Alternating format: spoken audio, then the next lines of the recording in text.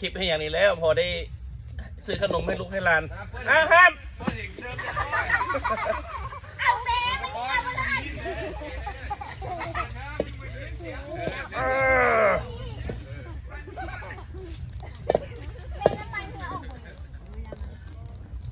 ้ไปลงเอานั่นน่ะ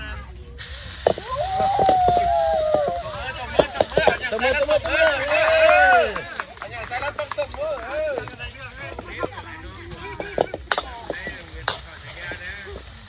โอ้ตายเก็บของกัน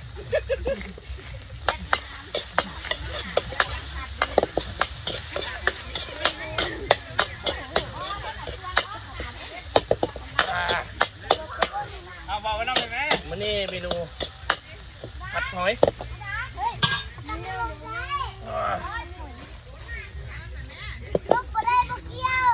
มาใกล้มาดูด้วย เอามีอย่างใส่กระตบมือเลยเอาอย่างใส่เอามีอย่างใส่กระตบมือเลยเด้อ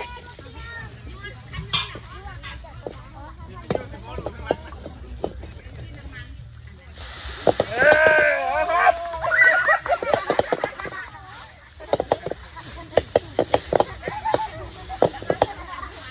โอ้ยบ่ต้องใส่อย่างไรพี่น้องเลยอันนี้นะเอาหอยนี่อันนี้แก๊ส เอาหักใส่แล้วเอาโยนกระตาเขานะโยนใส่ดีกว่าเนาะ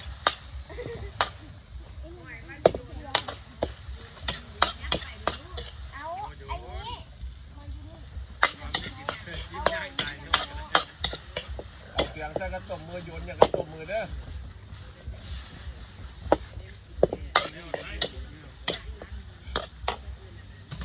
น้ำ น้ำน้ำมันเซ็กซี่อยู่น้ำปลา จำเด้อ อ้าว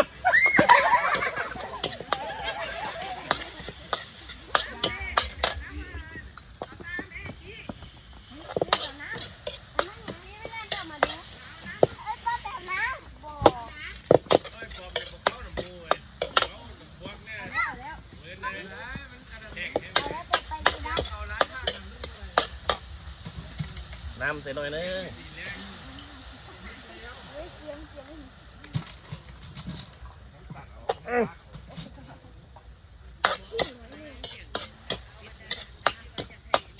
หอมบ่ อ้าว บ่หอม